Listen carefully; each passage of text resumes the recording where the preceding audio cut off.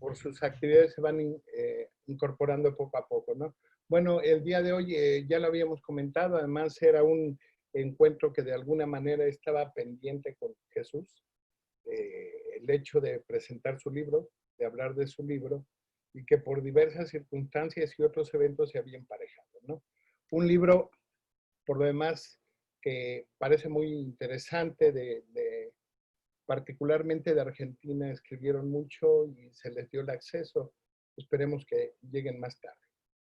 Entonces, la idea es que para la gente que está ahorita ya presente, hay una promoción de parte de la editorial El Diván Negro, de la gente que está aquí, por vía chat va a expresar su intención de comprar el libro, que esperemos que así sea, un libro muy bueno, y va a dejar su correo aquí en el chat y nosotros en un rato vamos a hacer una pequeña pausa para subir, compartir la pantalla e indicarles a dónde tienen que dirigirse. Pero como la promoción aplica con base a los comentarios del editorial, con gente que haya asistido a este evento particularmente, entonces debe haber una relación entre quien se reporta aquí interesada por el libro y la gente que escribe allí. ¿Sí? Va a haber un descuento especial, me parece que el texto está en 350 y parece que va a quedar en 280, algo por el estilo, ¿no?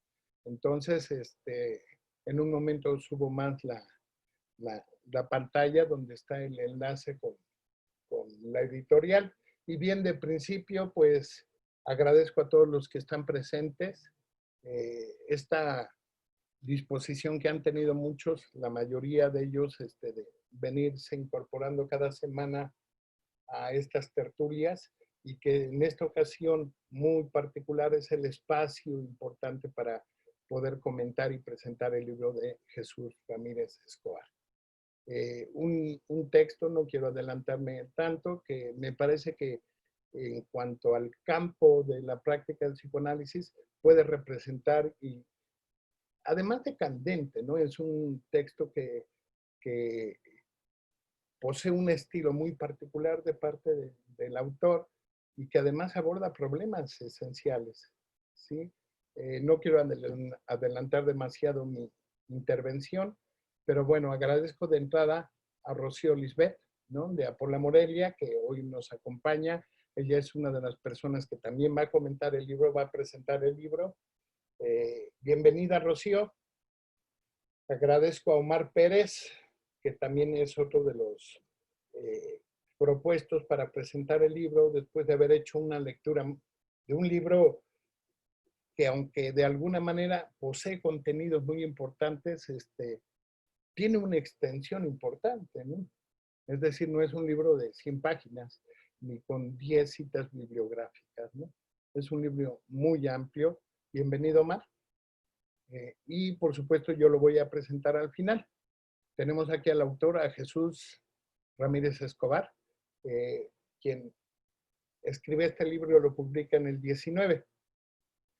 Por lo menos está editado y presentado en el 19, ¿no?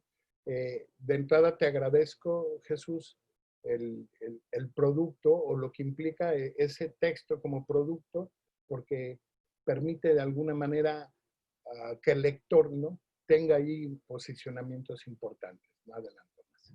Bienvenido, Jesús Ramírez. Gracias por estar aquí con nosotros y presentar tu libro. Aprovechar el espacio para presentar el libro. Entonces, la dinámica va a ser la siguiente. Iniciamos presentando el libro. Los turnos van a estar distribuidos primeramente Rocío Lisbeth, por ser una linda compañera y además, por supuesto, psicoanalista. En segundo lugar, interviene Omar Pérez. En tercer lugar, interviene su servidor, o sea, yo, ¿no? Y después damos la palabra a Jesús. Vamos a tener un tiempo de intervención los presentadores aproximadamente de 15 minutos como máximo, y después damos la palabra a Jesús, quien puede trabajar un poquito más en tiempo. Les pido nada más, voy a estar atento al tiempo para enviarles por vía chat el mensaje de cuánto tiempo les queda. y que podamos ir planeando nuestra salida, ¿no? Y después abriremos quizá el punto de poder hacer una disertación de ser necesaria, comentarlo en cuanto a lo citado por cada uno de ellos y alguna duda que exista de los asistentes. Entonces, pues bien, comenzamos con Rocío Lisbeth. Vamos a asignarte un tiempo de 15 minutos y yo te aviso por el chat que ya estás a punto de salir. Lo mismo con Omar y por supuesto yo. Buenas tardes a todos y bienvenidos. Adelante, Rocío, gracias. Gracias. ¿Sí me escucho bien? Sí, creo que sí. Ok, perfecto. Bueno, pues voy a ver si puedo lograr hablar del libro de Jesús en 15 minutos, a ver si podemos lograr esa misión, porque sí está muy extenso. Bueno, pues muchas gracias por invitarme otra vez. Saludos a Omar, a Fer, al otro Omar que nos está escuchando desde Salta, a Alejandra, a Felipe. Bueno, pues también quiero aprovechar para, pues primero, pues felicitar a Jesús por su libro. La verdad es que nos conocimos por su libro. Él vino a presentarlo aquí a Morelia y estamos cumpliendo un aniversario de 1 año de amistad. Entonces, es como muy padre que lo celebremos presentando su libro. Bueno, pues el libro, como mencionaba Fernando, me parece que sí está bastantito extenso, tiene, me parece, un poquito más de 300 páginas, pero es un libro muy completo. Yo le he comentado a Jesús que una de las peculiaridades que me gustan mucho de su trabajo es que él se anima a trabajar con problemas que generalmente luego los psicoanalistas, yo he escuchado bastante que dicen, es que el psicoanálisis no se puede hacer cargo de todo, ¿no? Y concuerdo en eso, pero también me parece que no nos podemos limitar bastante. Entonces, Jesús trabaja con problemáticas como la anorexia, como el autismo, como las adicciones, o sea, problemáticas que me parece que son muy interesantes y muy importantes y muy pocas veces se abordan desde el psicoanálisis, ¿no? Parece que a muchos psicoanalistas les gusta mucho trabajar con la neurosis nada más y yo le he comentado pues a Jesús que me agrada mucho esa parte de su trabajo. Y me parece que esa parte de su trabajo se ve reflejada en este libro, que, bueno, yo hice como un pequeño resumen, por eso digo que a ver si puedo lograr la misión de hablar de todo el contenido del libro, en resumen, que se divide en 4 secciones, en la parte clínica, la ética, los fundamentos y las aplicaciones. Y bueno, quería comenzar con una cita de Lacan, en el seminario 23, clase del 17 de febrero, donde dice, sin duda hay una reflexión al nivel de la escritura. Es por intermedio de la escritura que la palabra se descompone imponiéndose como tal, en una deformación que queda ambigua. Es de liberarse del parásito palabrero que se trata o de dejarse invadir por las propiedades fonémicas, por la polifonía de la palabra. Y bueno, quise empezar con esa cita porque justamente ahí Lacan está hablando de la polifonía, ¿no? Y me parece que con esta polifonía que habla Lacan de la palabra, es como Jesús inicia su libro, porque justamente empieza con un ensayo, bueno, primero que nada es una conjunción de 21 ensayos, son bastantes. Entonces, justamente el primer ensayo con el que empieza habla de la palabra, ¿no? De qué función toma la palabra en el análisis o las palabras que proliferan como, como en las polifonías, ¿no? Entonces, eso me llevaba a pensar cómo el inconsciente es polifónico, es decir, que generalmente está buscando, ¿no? Estas formas de comunicación, estas formas de expresarse. Y bueno, Jesús empieza hablando sobre esta cuestión de la función de la palabra en el análisis, como una estructura cifrada del inconsciente. Y él lo pone en la diacronía del análisis, ¿no? Como en el recorrer de un análisis a partir de estos pasos lógicos que nosotros como analistas llevamos a cabo. Y pues también empieza a fundamentar un poquito a Freud cuando habla de cómo Freud, bueno, cómo nosotros me parece que vivimos en una cultura como del sufrimiento, ¿no? Una cultura exacerbada del sufrimiento donde generalmente lo último que sucede, al menos aquí en México, es asistir con un psicoanalista. Entonces, ahí habla Jesús justamente sobre lo asintomático del síntoma, ¿no? Y cómo Freud proponía que tenemos que cambiar la actitud de aquello que nos aqueja. A partir pues de que hagamos un ejercicio de escucha de nuestro propio síntoma. Y bueno, él empieza a trabajar un poquito cómo Freud trabaja esta cuestión a partir del principio del placer, del principio de realidad y su propuesta de la clínica freudiana, ¿no? Y bueno, habla también de la estructura del síntoma en la neurosis, de cómo esta verdad que se presenta parece que tiene la estructura de ficción y cómo lo que hay, lo que se está jugando en medio de esto, pues es el objeto A, ¿no? Luego habla sobre el síntoma analítico, ¿no? O sea, cómo el síntoma es aquello que nos aqueja o que les aqueja a las personas y ese síntoma adquiere otro estatuto dentro de un análisis, o sea, como un síntoma analítico, porque ya está trabajado desde la visión de un psicoanalista.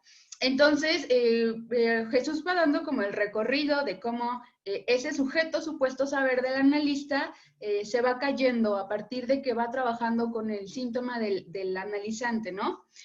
Cuando ya se crea lo que es el analizante, y me pareció muy importante aquí que habla justamente de cómo el lenguaje es el que forma ese síntoma y de alguna manera el psicoanalista lo que viene a dar cuenta es del agujero del otro, ¿no? Del gran otro, que sería lo que trabajaríamos pues en el análisis, ¿no? Que, por ejemplo, también se puede conceptualizar bajo el alioanálisis. Y bueno, también habla en este ensayo, perdón, sobre el síntoma en el fin de análisis, o sea, hace un recorrido diacrónico de estos pasos lógicos en psicoanálisis, cómo se van trabajando, cómo se va creando esta.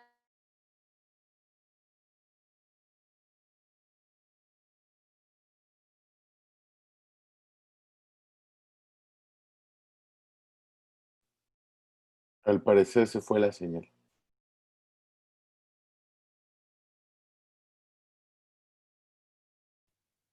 Sí, Hola, ¿sí me escucho? Ah, ya se me oscureció mi cámara. pero sí te No sé escuchas, si se Rosy. me fue el internet a mí o falló el Zoom. No sé, ahora como que te escuchas un poco pausado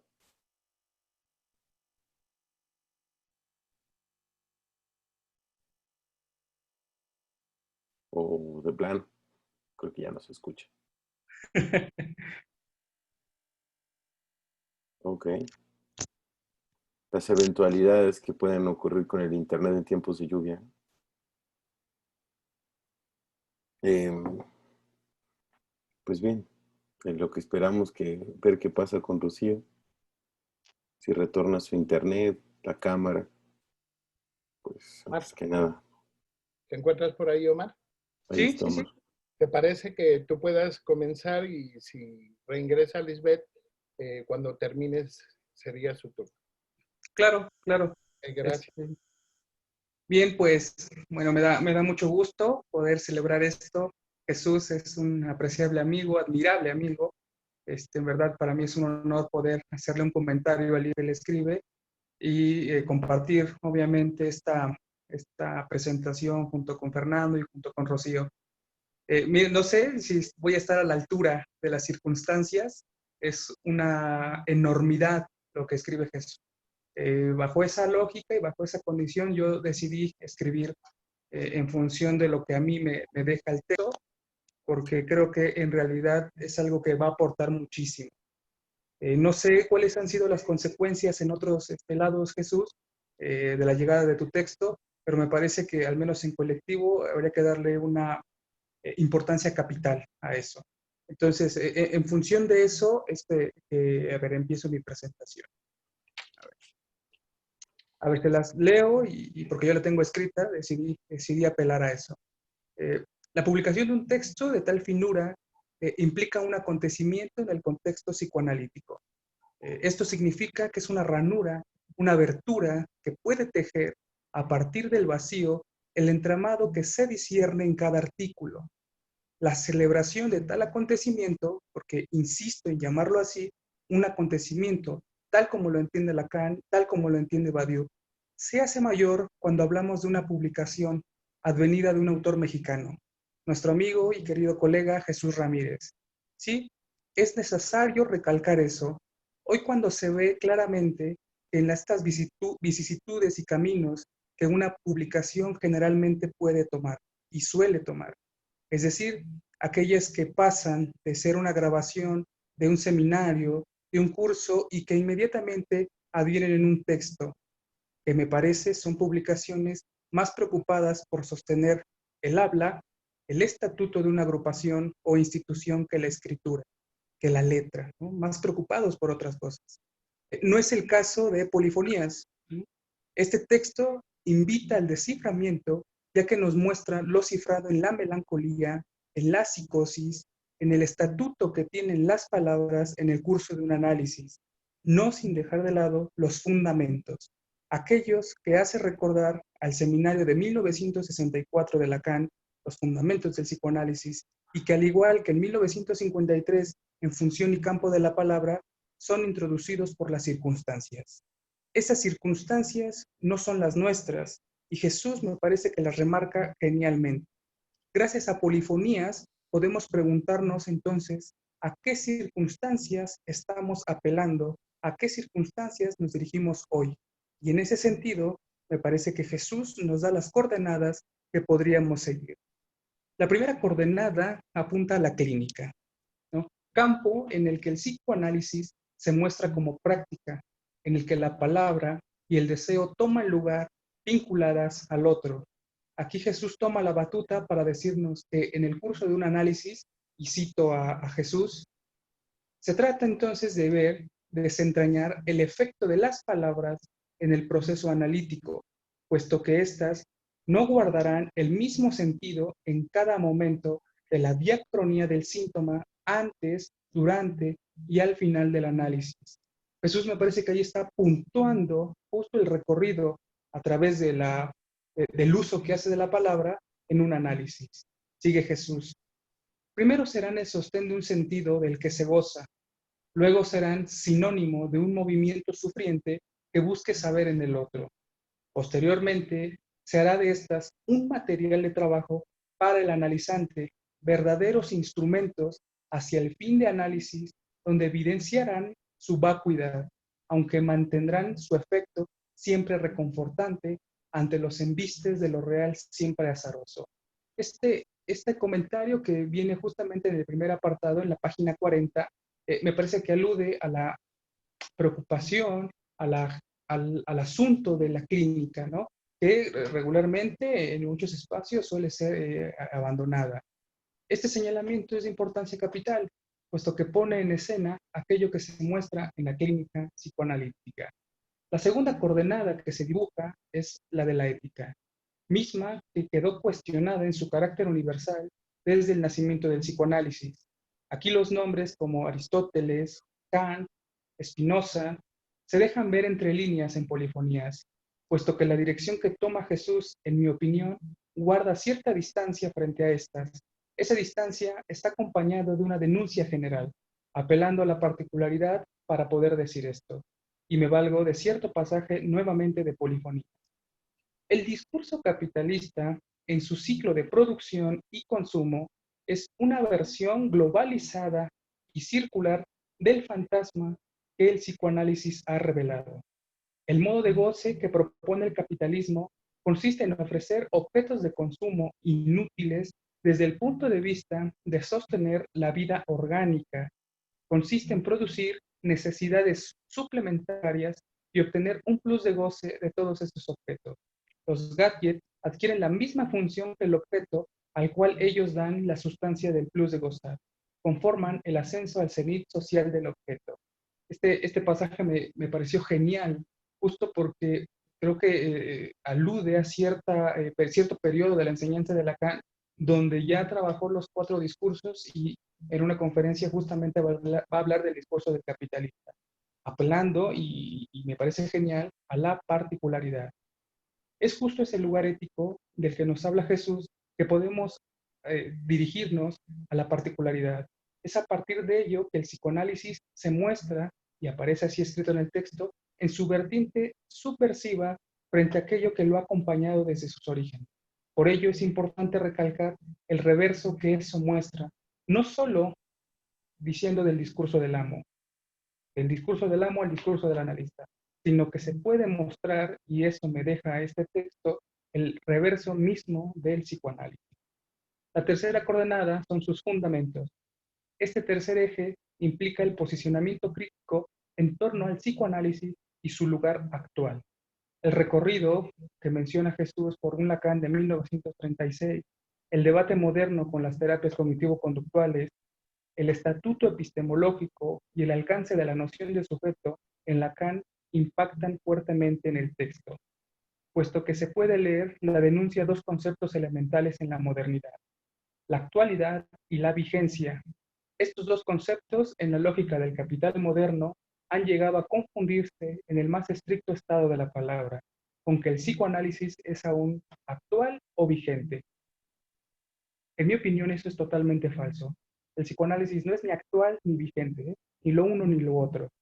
Eso, en mi opinión, Jesús lo muestra claramente en esta tercera coordenada, porque el punto al que me parece que alude es para hablar de lo contemporáneo. Para argumentar esto, tomo la noción de contemporáneo tal y como Agamben la piensa y como la plantea. Cito a Agamben: es una relación particular con el propio tiempo.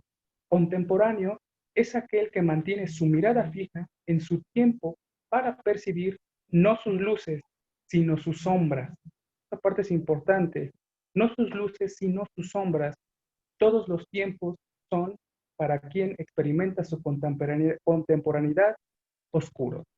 Es justo esta noción la que me parece leer en el texto Polifonías, alejándose de la lógica moderna del capital y situando al psicoanálisis en su vertiente subversiva, que permite, a la hora de leerlo, cuestionar al psicoanálisis en lugar del analista, en lugar de la transmisión y sus efectos, aludiendo en uno y otro momento a la luz y a la sombra del psicoanálisis.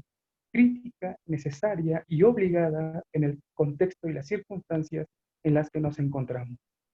Y la cuarta coordenada y el cuarto eje serían las aplicaciones. Este último concepto, el de aplicación, parece dejar ver en primera instancia cierta instrumentación, pero sería equívoco leerlo desde ese lugar, ya que el estatuto de la demarcación está justo en el frente a. Frente a lo pongo entre comillas. Jesús alude al psicoanálisis frente a la adicción, frente a la educación especial, frente a las problemáticas sociales, de tal suerte que este viraje permite no solo plantear al psicoanálisis como práctica, sino que al mismo tiempo implica al analista. Ese frente a es una apuesta en la que un movimiento dialéctico, el analista y su práctica dejan ver el lugar que tienen en estos contextos, permitiendo abrir la pregunta al estilo y ética del analista, siendo así totalmente alejado a toda la noción de aplicación tal y como se entiende en la psicología doctrina. Como por último punto, y para ir cerrando mi comentario, Jesús, y a todos los que están acompañándonos, cierro con esto. La universalidad que hoy intenta camuflajearse de singularidad ha provocado que se confunda el lugar del sujeto por el de individuo, el lugar del psicoanálisis por el de una psicología. Partiendo de la lectura de Polifonías, podría decir que en cada texto, cuando Jesús enuncia, también denuncia, así como enuncia, denuncia, puesto que pone en entredicho no solo al psicoanálisis oscurantista, habilitando una forma maravillosa de discusión, sino también a las prácticas monopolizadoras del deseo, tales como la psiquiatría y la psicología. Polifonías invita al debate e invita al cuestionamiento de sí mismo, del texto y del lector. Se nos muestra como abierto, múltiple, yo diría, siguiendo a Deleuze y Guattari, rizomático. Y la consecuencia de esto es que apunta a la matriz de la transmisión en sus dos formas, en intención y en extensión. Esto no es inconsecuencia, puesto que una vez recorrido el camino al que nos invita Jesús, nos sabemos siempre en el punto límite, del cual el inicio y el recomienzo siempre es un momento. Ese es mi comentario, Jesús. Bien, gracias, Omar. Interesante la manera en que lo citas. Bien, pues te agradezco tu participación y bueno, considerando que hay problemas de conexión de internet por muchas razones, ¿no? Te devuelvo la palabra a Lisbeth, si deseas continuar, por favor. Sí, gracias, perdón, se me fue el internet, pero bueno, esperemos que no vuelva a suceder. Bueno, estaba hablando justamente de esta primera parte del libro, donde se trabaja la parte de la clínica, y estaba en esa parte en la que Jesús empieza a hablar del síntoma en el fin de análisis, ¿no? Luego también tiene un ensayo dedicado a la inhibición, donde empieza a trabajarla desde Freud y luego pasa a trabajarla con Lacan. Y bueno, eso me parece muy interesante, cómo nos va brindando este recorrido desde Freud hasta Lacan, ¿no? O sea, como, y lo va complejizando un poquito más. Después nos habla de una parte que me parece también como muy interesante, que es la clínica de las suplencias en la psicosis, porque me parece también que de repente hay en psicoanálisis la idea de que no se puede trabajar con psicosis. Entonces,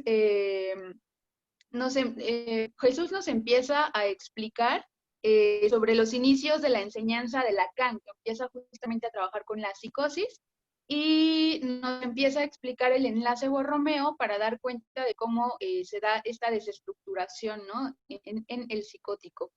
Y lo que él nos propone, pues, es justamente trabajar a partir del cuarto nudo, de integrar en la psicosis, en ese desanudamiento de lo simbólico, lo real y lo imaginario, este cuarto nudo que es el que trabaja Lacan en el seminario 23, cuando trabaja Joyce, ¿no? O sea, el síntoma. Entonces, ahí Jesús nos va haciendo un pequeño recorrido teórico de cómo ir abordando esta propuesta de clínica de la psicosis, de las suplencias, perdón, en la psicosis.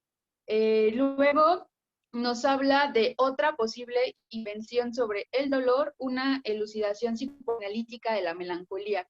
Entonces aquí nos va a hablar de cómo él va teorizando la melancolía, que está íntimamente asociada al vacío, a la inhibición y a los significantes del todo y la nada. O sea, el melancólico se aleja de todo porque no hay nada que lo llene, ¿no? O porque él está como en esta postura desde el vacío, donde él como no ve nada favorable en su vida, entonces se aleja de todo. O sea, nos empieza a hablar como de este juego significante entre el todo y la nada, de cómo Freud propone en la melancolía un empobrecimiento pulsional, y Lacan lo va a proponer como un tipo de conclusión en la psicosis, ¿no? Y también nos empieza a hablar como de un abordaje clínico de la melancolía, entonces también me pareció bastante interesante.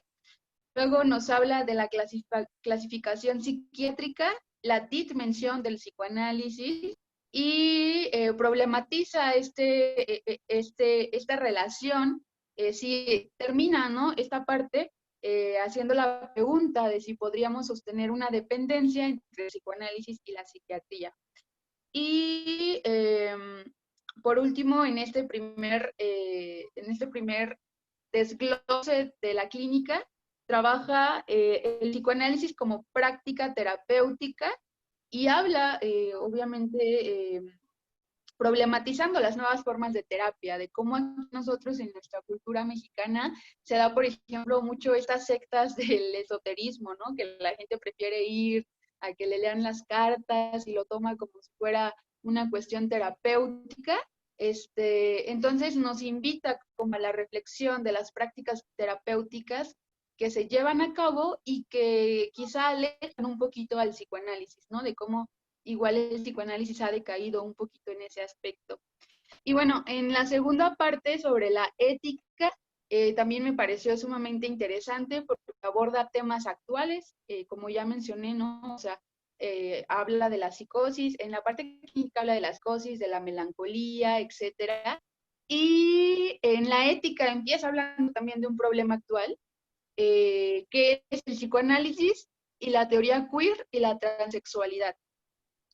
Entonces, lo que Jesús empieza a hacer es la deconstrucción del género en los cuerpos sexuados, problematiza esta cuestión de la heteronormatividad, ¿no? Que en psicoanálisis tendríamos que salir un poquito de esa heteronormativización, explica lo que es la teoría queer, cómo pasa de la política a la revolución teórica de la identidad sexual, y bueno, empieza a explicar esto de queer a partir del concepto de lo bizarro, lo raro, que es como el primer significado de la palabra queer, ¿no? Entonces me parece muy interesante porque me parece que es un tema muy actual y Jesús lo pone, lo explica, ¿no? A partir de cómo lo teorizó Lacan, esta disociación con lo biológico, cómo esa parte anatómica ya no tiene todo el valor puesto ahí, ¿no?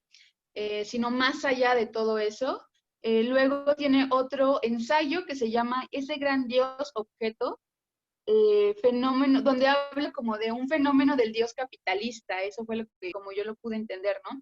Que hay un fenómeno del Dios capitalista que se convierte en un discurso que enferma, ¿no? O sea, él está poniendo justamente lo que ya mencionó anteriormente sobre la melancolía, la depresión, etcétera, en cómo este Dios capitalista produce discursos que enferman en nuestra sociedad y que luego aparece justamente como la psiquiatría, el DSM, las clasificaciones, etcétera, como para solventar o calmar, apaciguar un poquito esa angustia que el mismo capitalismo produce, primero en enfermedad y luego en cura, ¿no? Después habla de un arrebato en 3 tiempos, donde narra una historia que va a articular de acuerdo a Lacan, a la teorización de Lacan. Y luego nos habla de las consideraciones éticas del deseo del analista, donde primero empieza a problematizar un poquito cómo Freud concebía la formación del analista y si realmente podríamos hablar de una formación en psicoanálisis, ¿no? Y bueno, a mí lo que me pareció más importante de este capítulo, de este ensayo, perdón, es cuando Jesús empieza a hablar sobre el deseo del analista. Y dice que el deseo del analista devela la falta del otro, ¿no? Volvemos otra vez a lo que había planteado anteriormente, donde la falta o el agujero estaría puesto del lado del otro, ¿no? O sea, ese otro barrado apuntaría a esa falta de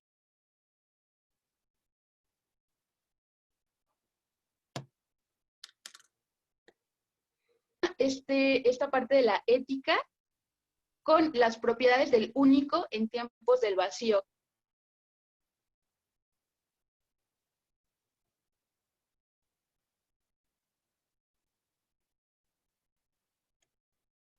Creo que volvió a tener problemas con audio, con su micrófono y su cámara. Más bien parece la conexión, más que en sí misma la cámara o el audio. Quizá podamos hacer lo mismo que pasó con Omar, en todo caso. Sí, sí, sí. Nada más habría que avisar a Rocío en su momento. Sí. Ya aviso y comienzo yo.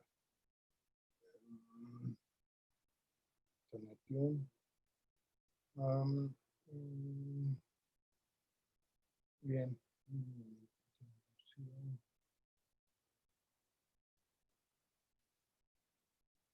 No, es que ya no le puedo avisar. Está afuera. O sea, salió. Bien. Pues es una pena que esté teniendo problemas de conexión porque señala cosas interesantes, ¿no? Yo sabía que como para participar en un tercer lugar, quizá la dificultad iba a aparecer como en aquello que de pronto decimos, ¿no? Ya dijeron todo, ¿no? O el hermano menor al que le toca la ropa de los hermanos que ya han pasado. Entonces, hice revisión señalaba desde hace un rato que es un texto extenso, te felicito, Jesús, y es un texto que, por supuesto, refleja de una manera muy directa la pericia con la que se intenta desglosar y desarrollar cada tema. De principio, diría, me parece que hay un argumento ahí interesante que tiene que ver con lo que alude al título de tu texto, polifonía, ¿no? Pero que tú comienzas a hacer un abordaje interesante en torno a distinguirlo entre polifonías y diafonías. De entrada diría yo anticipadamente que tu texto es una diafonía. Ahorita explico por qué. Una diafonía podemos comprenderla de diferentes maneras, pero es algo que ocurre en el campo justamente de la música y que tiene que ver con la irrupción de un sonido, por supuesto, generado por un instrumento musical, que de pronto puede generar nuevas formas de organizar las notas, nuevas líneas. Me parece que de entrada un texto que aunque muy largo, no es un texto acabado, que da para muchísimo, ¿no? Yo creo que la lectura que tú mismo, Jesús, puedes hacer en cuanto al texto, te permitiría justamente como acercarte desde otro lugar a lo mismo que ya habías escrito. Bueno, me parece que tu texto tendría que ver con una discusión en relación al hecho de la polifonía y la diafonía, porque si bien citaba Lisbeth ahorita, esa cita de Lacan, donde alude a la polifonía, pensándolo en el campo que podría dar lugar a algo interesante a partir de las palabras y en la producción del deseo en el psicoanálisis, ¿no? Desde ese lugar yo diría, no todo es armónico. Y qué bueno que no todo es armónico en tu texto, ¿no? Porque es un texto que tiene dos características que a mí me parecen fundamentales. Una, que genera, a pesar de la actitud hasta cierto punto maestra con la que vas abordando los temas y tratando de desligar. ¿Viste que ya me voy a dormir? ¿Perdón? Sí.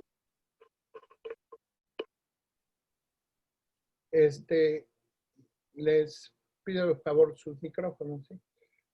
A pesar de la estructura tan cuidadosa con la que intentas desarrollar los temas, me parece que ninguno de los ensayos que comprenden estos 4 ejes deja de tener un carácter que invita, ¿no?, a producir algo más.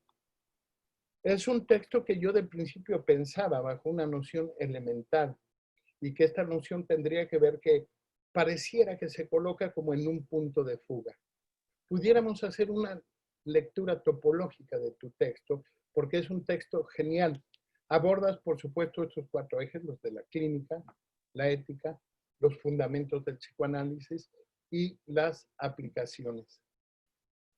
Es decir, me parece que es un texto que transita desde abordar todas las consideraciones y elementos que se juegan en la justificación de pensar por qué opera entre 2 sujetos, hasta la forma en que nos permitiría pensar como en una transliteración, en una forma de abordar este discurso para pensar problemas de carácter social. Pocos textos en el campo del psicoanálisis intentan dar cuenta de el aterrizaje y la aplicación que se podría pensar en el campo de los fenómenos sociales. Me parece que tu texto es un encuentro con la imposibilidad en la que el psicoanálisis se erige no solo como una producción, sino como un acto subversivo. Que esto indudablemente tendría que ver con la historia que tú de alguna manera recuperas en cuanto a la producción de ese objeto de estudio del psicoanálisis y que puede ser leída desde un despliegue de las propias ciencias filosóficas, las ciencias incluso consideradas positivistas y cómo el psicoanálisis va logrando una distinción interesante en el campo de su aplicación dentro de la clínica.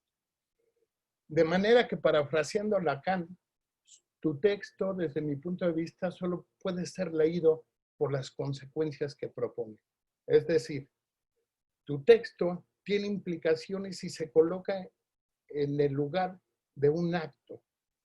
Un acto que, por supuesto, está inscrito en condiciones históricas, sociales, económicas, en un momento particular, donde toda la intención que es reconocida en el psicoanálisis es puesta sobre la mesa, es puesta sobre el tintero y que obliga, ¿no?, a una forma de acercarte repensando de una manera muy minuciosa cada uno de los elementos que ella propone. Encontramos la contextualización de un desencuentro. Me parece que desde ese lugar el texto no pierde ocasión, dadas las circunstancias y la directriz epistemológica que tú buscas en ese texto, ¿no?, se encuentra en una situación que queda inscrita en un contexto. Este desencuentro al que me refería tiene que ver con sus orígenes.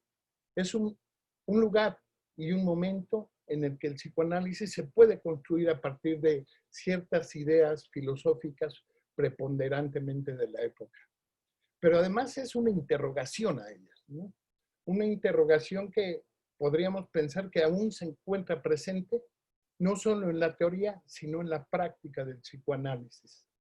Por ello, es citado como una ciencia que se desprende como un saber diferenciado del conocimiento y que permite tener una discrepancia y una condición de suplementariedad con algunas ciencias positivistas, pero que desde ese lugar el psicoanálisis es colocado como este discurso subversivo que permita inevitablemente dibujar la posibilidad de un cuerpo.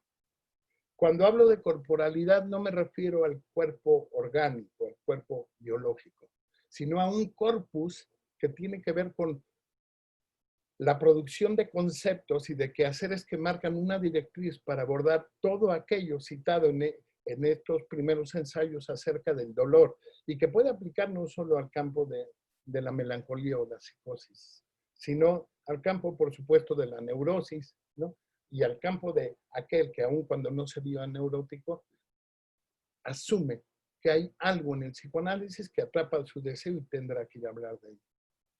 Sin embargo, esta corporalidad a la que me estoy refiriendo es una corporalidad solo a condición de pensar en la producción del sujeto del psicoanálisis. Me atrevo a señalarlo así en virtud de todas las discusiones que incluso en la actualidad existen en torno a cuáles son los orígenes, cómo se construye. El punto quizá que me parecería de carácter didáctico en esta primera sección de tu texto, referente a la clínica, es que finalmente esa historicidad permite dar cuenta de los elementos que permiten la construcción y la definición de un objeto a partir de las ciencias positivistas de la época. Pensaba por un momento aquí, y lo cito más adelante, el psicoanálisis como pensado en tanto un campo muy particular en el que se juegan elementos, en el que se juegan funciones, operaciones. Solo era posible pensarlo en el lugar donde las ciencias toman un viraje. Pero ese viraje no es gratuito. Ofrece ciertos tributos y ciertos límites que, perdón, es la señal que entra, que permiten generar y de alguna manera dar cuenta de todos los elementos que permitirían ir a Lacan particularmente construyendo toda una producción acerca del sujeto. Tu texto implica una discusión, desde mi punto de vista, que permite también hacer una diferenciación en cómo se despega y cómo irrumpe en el campo de la psicología, en la que la posibilidad de interlocución solo devendrá en la medida de ocupar un punto de proyección a la lectura de las aristas sociológicas, donde ambas quizá puedan construir un campo de suplementariedad. Ese punto me pareció interesante porque en tus conclusiones que vas elaborando en cada una de las secciones que componen tu texto, me parece que tú logras con cierta maestría, ¿no?, recuperar los conceptos muy amplios, ¿no? Muy amplios, porque hay un proceso donde tú vas de uno a otro de los autores, y me refiero incluso psicólogos, Freud, Lacan, y recuperar esto, pero a efecto de colocarlo en una posibilidad que está marcada desde lo que aparentemente es imposible. Es decir, el lugar donde podría haber una relación, no una pertenencia, una relación entre el psicoanálisis como una práctica diferenciada de estas ciencias positivistas y lo que produce la psicología, pero solo a condición de poder tener una visión mucho más sociológica.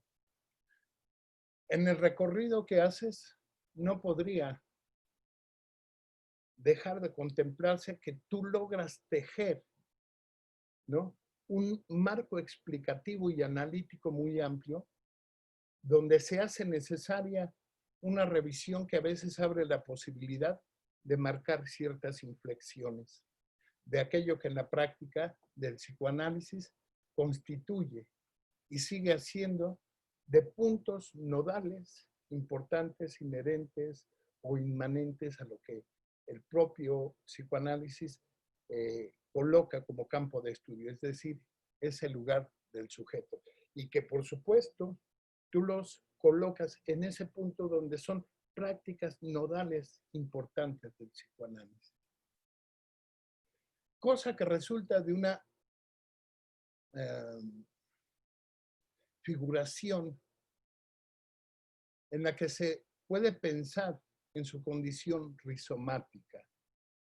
Rizomática en los textos, en el sentido que lo plantean Deleuze, Guattari, en torno al hecho de que me parece que tu libro no solo problematiza, sino que en la medida en que permite dibujar ciertas directrices, esas directrices tendrán que hacer algo en el sentido de construirse y darle solidez al concepto y producir nuevas cosas, en la que la interrogación de cada elemento presente en la práctica sea escrutinada y vuelta a la producción de los hechos que la actualizan, ¿sí? Desde ese lugar, mi preferencia fue pensar en los términos de qué es lo que tú nos das y nos otorgas en ese texto. Y podríamos irnos a la particularidad de señalar cuáles son los elementos que tocas en cada uno de ellos. En un momento lo cierro de una manera muy particular. Pensar en la singularidad de lo expuesto en el dispositivo es algo que posibilita tu texto, inherente a los actores propios de los que quizá el lazo más significativo entre ellos arroja y devela la posibilidad de ser hablantes, ¿sí? Claro, colocados en lugares y en funciones diferentes. Propone un matiz constructivo en el que las palabras indudablemente han de ser, fueron y seguirán siendo el punto elemental entre los fenómenos de la transferencia, el deseo y el síntoma. Tu texto permite dar cuenta de la lectura en que aquel acontecimiento originado en la práctica clínica produce interrogaciones que solo podrán ser resueltas en la subjetivación. Es decir, en aquello que es atribuible al sujeto, al deseo y al síntoma. Sin embargo, prescinde no deja de estar fuera de abordar la posibilidad de articular la condición en la que el propio dispositivo, bajo una óptica diferente, temporal, puede articularse como un acto susceptible de acabarse o no. Los elementos que abordas son esenciales, pero me parece que cuando tú abordas esta consideración de el lugar del analista, la función, el lenguaje y el analizante, ese ensayo tendría que abrir la posibilidad de pensar en los términos de una nueva temporalidad, digamos, producida a partir de Descartes, donde el psicoanálisis se inscribe en una otra lógica. Y el problema del fin de análisis es un problema viejo. Tu texto nos conduce a una lectura donde el autor posee y tiene un estilo muy particular. Diría yo, es un estilo muy dado por la lengua, que devela un interés de explicarse y dar soporte a la condición en la que el psicoanálisis ocupa un lugar inapelable en el campo de la clínica con el sujeto, el de lo contemporáneo. Aquí había traído una cita también de Gambien, pero la dejo de lado. Ya me parece que Omar la citó con mucho detalle en relación con el hecho de pensar si el psicoanálisis tendría que ser pasado, actual o no. Me parece que es contemporáneo. No hay un punto donde esa noción de tiempo pudiera pensar que el inconsciente es algo alejado o presente. Es algo que se produce. Es un texto genial, provisto de una directriz que no solo problematiza la condición de la práctica y la clínica del psicoanálisis, sino que alude indirectamente a la posibilidad de postergarse a una referencia básica para los iniciados que viven en el sentido de experimentar y atienden la complejidad de lo que la práctica analítica propone. Y solo a partir de sus alusiones permite dibujar sus implicaciones topológicas. Podría abrirse ahí justamente la referencia a la que tú haces, ese espacio de vacuidad, que por supuesto a nosotros nos remite enseguida a pensar en el vacío. Pero considero que tu texto representa un vacío que no solo es colocado ahí, en el hecho de que el acto mismo permite reconocer que no todo puede hablarse ahí, no todo tendrá que agotarse ahí, en su discurrir como práctica, sino que nos coloca en la sensación que provoca en tanto irrumpe en las románticas concepciones de la práctica analítica. Cierro mi comentario señalando que además es un texto muy rico en citas.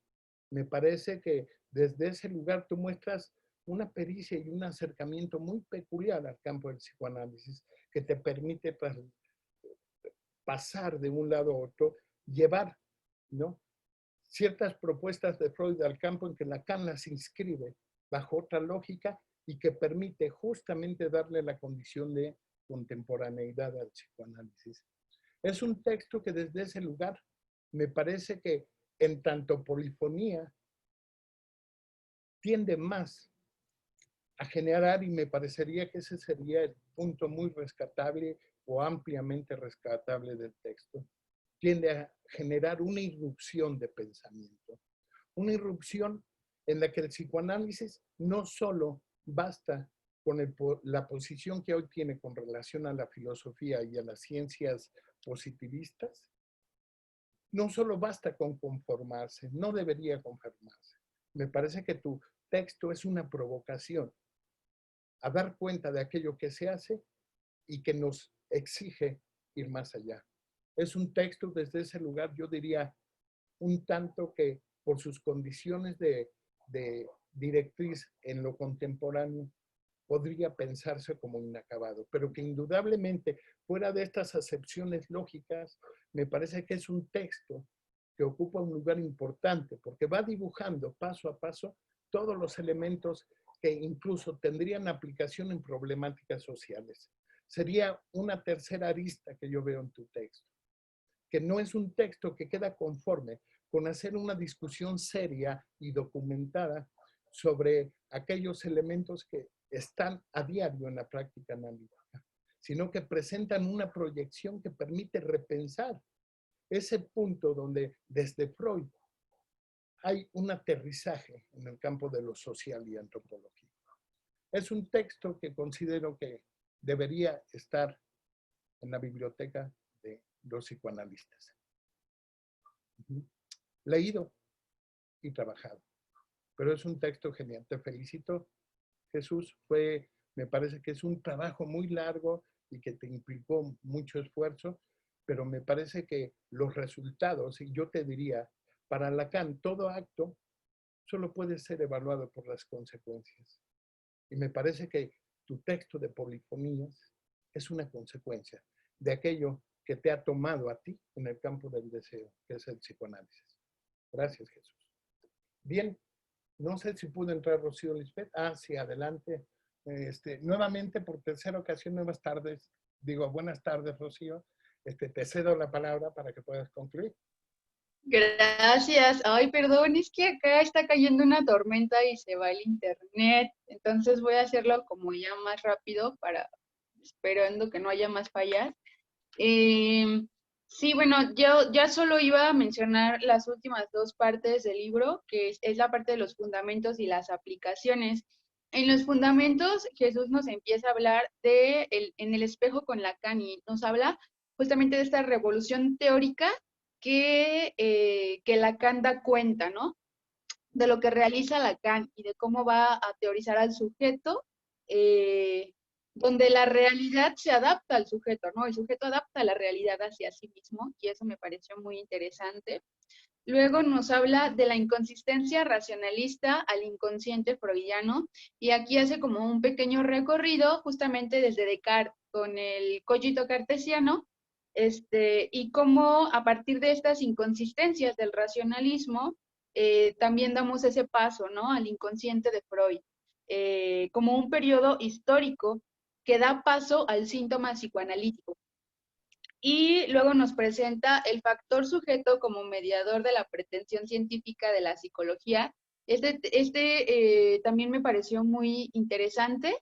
De hecho, creo que ya lo mencionaron Fernando y Omar, ¿no? O sea, de cómo aquí lo que hace Jesús es justamente que empieza a hablar de cómo el psicoanálisis contribuye a la historia de la psicología, y me parece muy importante cómo sucede esto, donde la psicología integra la subjetividad como parte de su ciencia, ¿no? De sus fundamentos científicos. Es decir, que la psicología ya no solo es el hacerse cargo de las emociones o las conductas o lo cognitivo, sino que también integra esta parte de la subjetividad y esta parte de dar la palabra al paciente. Sin embargo, la psicología lo plantea en una relación de exclusión con el psicoanálisis, ¿no? Y creo que sí es algo que nosotros podemos dar cuenta de eso, que muchas de las prácticas psicoterapéuticas tienen fundamentos psicoanalíticos y no netamente lo aceptan o formulan que realizan planteamientos a partir del psicoanálisis, ¿no? Y bueno, en el último texto de este apartado de los fundamentos, habla del complemento epistemológico sobre el debate del psicoanálisis con las teorías cognitivo-conductuales, como ya mencionaba también Fernando, donde Jesús empieza a problematizar este diálogo entre el libro negro del psicoanálisis y el libro blanco del psicoanálisis, de cómo los psicoterapeutas cognitivo-conductuales entablaron este debate con psicoanalistas, ¿no? Entonces, Jesús empieza a problematizar también esta cuestión.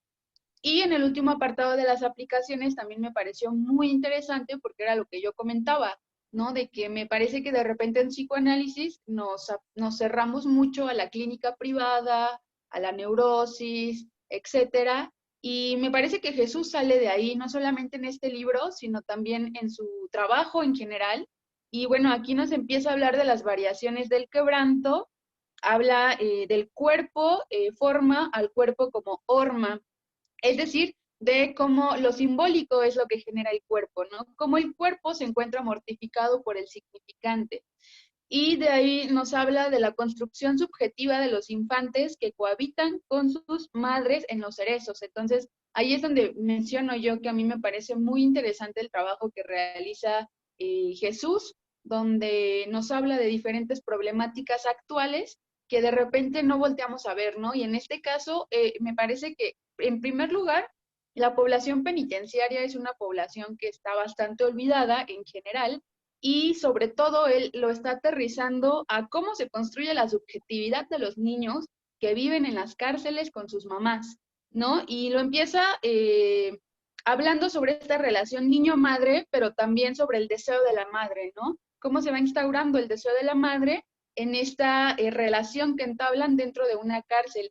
y habla justamente de que la subjetividad del niño no es lo único que se está formando, sino también la subjetividad de la madre. Es decir, la madre también se está creando como madre, pero madre presa, madre encarcelada, y que aparte de hacerse cargo de su condición de madre, pues tiene que, perdón, de su condición de encarcelada, de presa, tiene que hacerse cargo de su condición de madre. Entonces, digamos que ahí también hay una construcción subjetiva tanto de este papel de la madre y de la construcción subjetiva del infante, ¿no? Entonces me pareció muy, muy interesante cómo también está en juego aquí la ley. Y por último, cierra con un ensayo sobre la adicción.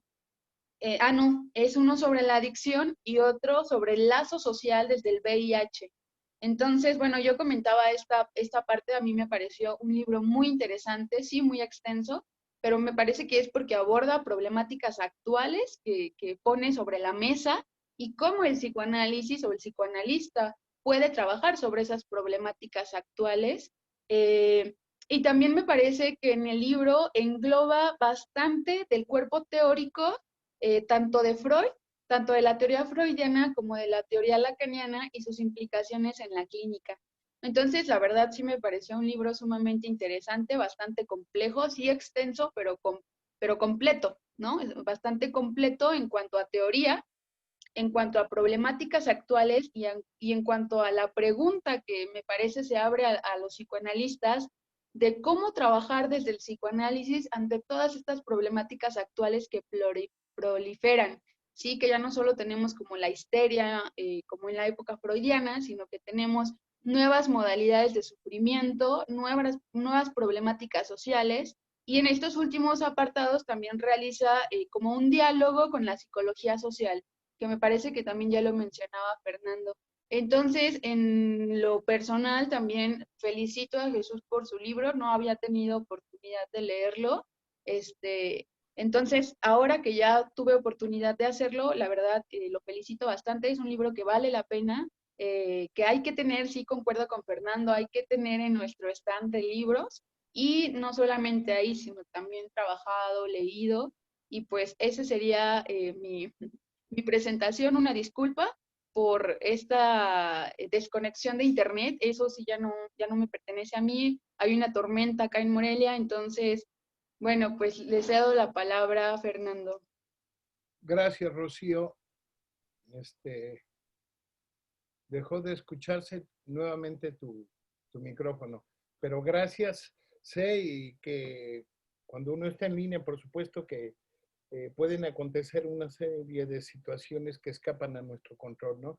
Pero sé que estabas luchando por reingresar y reingresar. Te agradezco tu participación, Rocío. Y bien, pues te cedo la palabra, Jesús. Quisiéramos escucharte, deseamos escucharte. Muchas gracias, Fernando. Gracias, Rocío, por tus palabras, por tu presentación, Fernando, por tu lectura, Omar, a todas, todos, a cada una, a cada uno, conocidos, cercanos, familia, de distintos lugares y aprovechando en un espacio que podemos compartir de esta linda manera. La ocasión que nos congrega nos toca en una situación bastante particular. ¿Por qué? Pues porque estamos congregándonos en un espacio virtual que no nos permite, pues por lo general para lo que este tipo de eventos como presentaciones, creo que debe estar hecho, ¿no? Que es un ámbito, pues digamos, de cercanías, de proximidades, de un ejercicio hasta corporal, ¿no? En la misma celebración, en la misma manera de convivir, de buscar ese lazo íntimo inmediato que representa pues el presentar algo, ¿no? En este caso es un libro. Pero es un libro que en lo particular está lleno de, de, de duelos. ¿Por qué está lleno de duelos?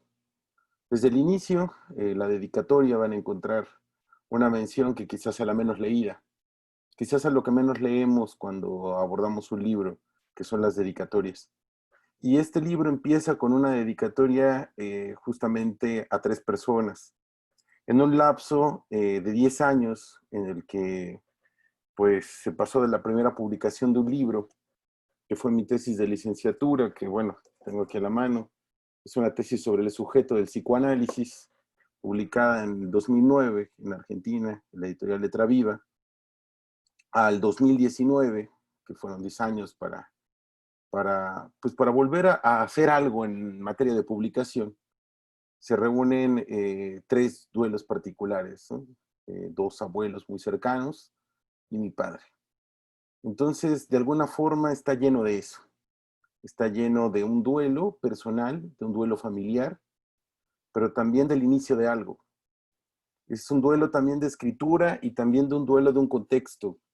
Estos ensayos, todos y cada uno de ellos, fueron escritos en el contexto de una estancia en Buenos Aires, Argentina, cerca de una década, poco menos de una década, en la que estuve por allá, haciendo pues lo que yo entendía que era una formación, que si bien es cierto en su momento pasó de manera tangencial por un posgrado, en realidad el fin tenía que ver con otra cosa, ¿no?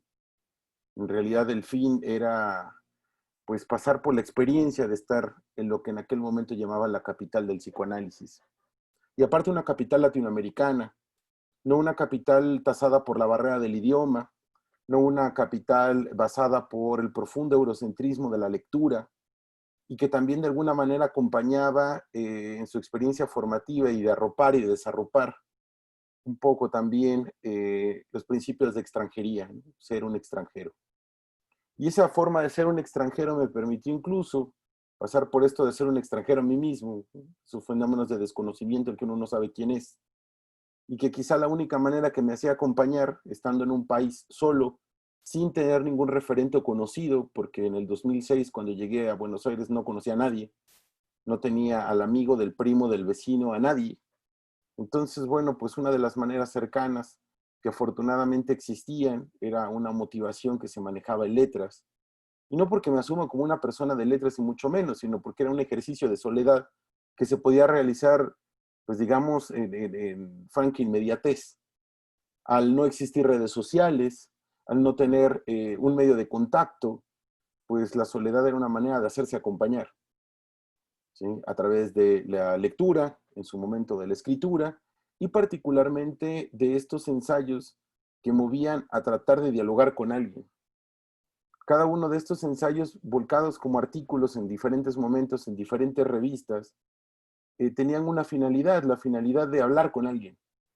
Era como lanzar en esa cuestión propia de los solitarios, que son las islas, desde una isla desierta, lanzar un recado en una botella y a ver a dónde llega, ¿no? Sí. Entonces, de repente, pues estos llegaban a revistas y lo que se consolidó era lo que esperaba de alguna forma, para bien o para mal, que es que prácticamente entre nosotros no nos leemos. Y esa es una situación bien, bien complicada, ¿no? Uno escribe para ser leído por sus amigos, por su familia y a veces ni siquiera por ellos, ¿no? O uno no sabe ni siquiera por quién puede ser leído, ¿no? Pero es un ejercicio de íntima comunión entre la escritura y el lector, entre quien escribe y quien lee o quien tiene la oportunidad de leer. Para ese caso, pues era una manera de sentir que podía hacerme acompañar, que sentía que podía existir una persona invisible que podía tomar cualquier tipo de corporalidad para leerlo. Por eso el matiz de ensayo, porque se trata de ensayar una cosa, pero a la vez uno no sabe dónde va a acabar. Me vienen a la mente, por ejemplo, la frase que retomaría como necrológica de Deleuze para hablar de Foucault en el cambio que tiene la historia de la sexualidad en el tomo 2. O sea que en realidad cuando es una apología del ensayo, esa manera que es también perderse un poco en la escritura, ¿no? Entonces, bueno, en realidad lo que doy cuenta, como esto, prácticamente puede ser una escritura testimonial. Y como hablé al principio de un duelo, lo que quiero decir es lo siguiente, es el testimonio de un duelo, porque estoy hablando de una persona que ya no existe. Y no nada más tienen que ser con mis familiares, personas que encarnaron y fueron un fundamento claro de mi historia. Me refiero también al duelo de una persona que ya no soy, y de un autor que ya no me considero, y de una escritura con la que no me siento identificado hoy en día, pero que doy testimonio de un pensamiento en el que tuve. Estos ensayos, cuando fueron publicados de una manera para un criterio editorial de una revista muy particular, cada una diferentes, ¿no?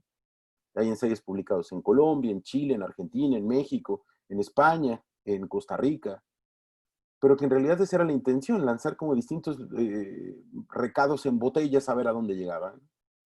Para el caso entonces, creo que también es esta labor de desconocimiento que genera la escritura, que genera el hecho de duelarse un poco y decir que algo ya no me pertenece, sino es para quien lo pueda tomar. Creo que lo que puedo reflejar al menos en estos 21 ensayos es que en realidad me aburro pronto, que me cuesta mucho trabajo abordar una temática central y que me interesan muchas cosas. Y a eso le agradezco mucho la formación de mis duelados, ¿no? de mis ancestros. Ese carácter múltiple que pues hubiera pasado hoy en día por atención dispersa, ¿no? Hubiera sido perfectamente patologizable en cualquier sentido, pues me generaba la posibilidad de estar en varios lados, ¿no? Desde el principio, desde un testimonio que casi que puedo dar de análisis, porque siempre tenía una fantasía como de ubicuidad, siempre pensaba en el lugar donde no estaba, era una cuestión muy rara. Entonces, por eso quería abordar varios temas a la vez, ¿no? Entonces, en ese sentido, la escritura era una manera de dar testimonio de una presencia. De una presencia que evidentemente, como les digo, el momento de ser publicada deja de pertenecer. Y sobre todo mi intención al publicarla en el momento en que sale en 2019, después del último de mis 3 grandes duelos, que es el de mi padre, tiene ese matiz, ¿no? Un matiz de despedida, un matiz de un tipo de escritura ensayística con el que posiblemente ahorita ya no podría estar del todo de acuerdo, pero que me parece también un ejercicio de honestidad lanzar y despedir, ¿sí? Ahora, con esto no quiero desmerecer el tiempo que se estuvo mientras se produjo este texto, ¿no?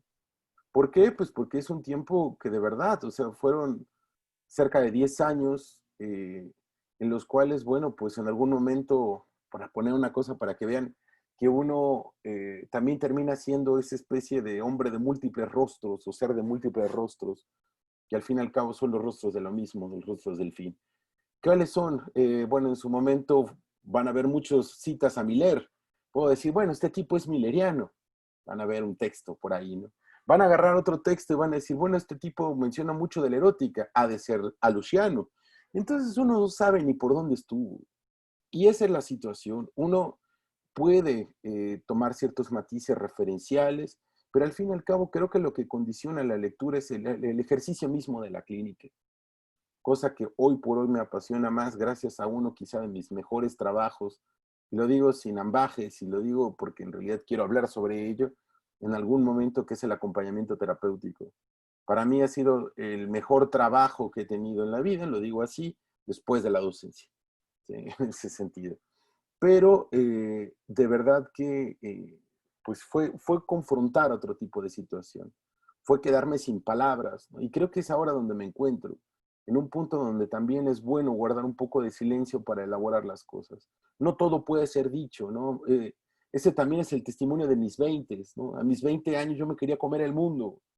Yo quería escribirlo todo y sentía que ya lo podía saber todo y que ya quería saber de nudos y ser un topólogo promedio y ser el gran genio del psicoanálisis. No, bueno, esas cosas también tienen que caer en un punto, ¿no? Y uno tiene que saber denunciarlas y saber dejarlas ir. Entonces creo que ese es el matiz que al menos que quería compartir con ustedes en la amabilidad de su presencia para hablar acerca de un poquito de este contexto de lo que fue llamado polifonías, cómo engarzarlas, y por eso no quiero dejar de lado pues el motivo por el cual este libro se publica, que es la intervención y el conocimiento de un personaje central que fue curiosamente, así como todo acontecimiento, ¿no? Una especie de encrucijada donde la vida cambió, ¿no? Cambió de sentido.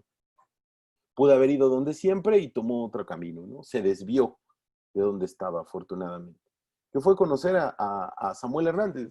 Samuel Hernández de la editorial, del proyecto editorial Diván Negro, por muchos sentidos, por sentidos de cuestiones personales, que me permitió conocer a mi colega y socio acá presente, Alejandro Rodríguez, para ahora el proyecto de Yoica, que me permitió asentar mi vida de otra forma, que me permitió tocar piso, tocar base desde otro lugar. También la publicación se acompaña de eso, ¿no? Como decir, bueno, ya toquemos otra vez piso porque estamos en otra cosa, ¿no?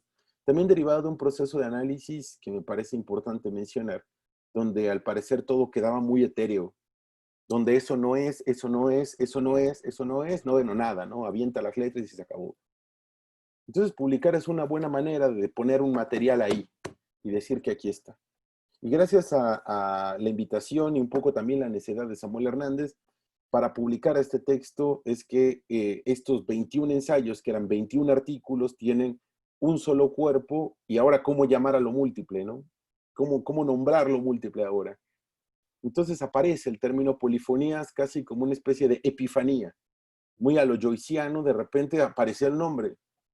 Entonces ahora ya no sabía qué hacer, porque el nombre se aparece y tenía que justificarlo. Por eso quizá lo último que se escribió, que ese sí es un texto actual, es la introducción. La introducción es el único ejercicio actual que van a encontrar en el texto. Es lo que engarza a cada uno de estos como ejercicio de publicación. Es decir, o sea, yo celebro, digamos, la presentación del libro, la publicación como tal, por eso, por el acto de publicar. Por una cuestión que menciono acá y que ya retomaba Omar, que es el hecho mismo de apelar a la escritura. ¿Por qué lo digo?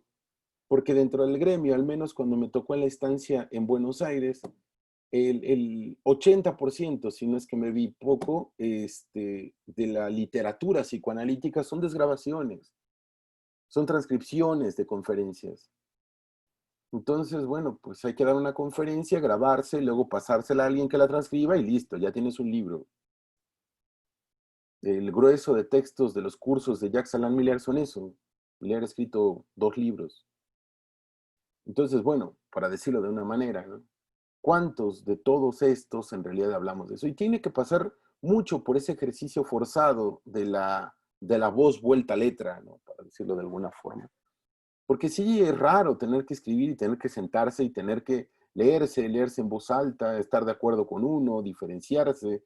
Son varias cosas que requieren un ejercicio, como digo, incluso a veces hasta de despedirse, ¿no? de aquello que se escribió. Entonces, por eso era la intención, es una intención y es un posicionamiento ético, es una palabra muy cara a mí en este momento, la ética, no solamente los posicionamientos clínicos, también en la ética de los proyectos de los que formo parte, o sea, que tengan una especie de sentido, que no nada más sean un hacer por hacer. Entonces, bueno, ahora, no sé, al momento de dejar ir esto, fue convertirse ahora a la voz, ¿no? A la voz en la docencia, al detrás en el sentido de una gestión para el armado de un proyecto, que es la consolidación de este proyecto Yoica, de los futuros proyectos por venir, pero que bueno, no sé, en algún momento tendremos que reconciliarnos con la letra.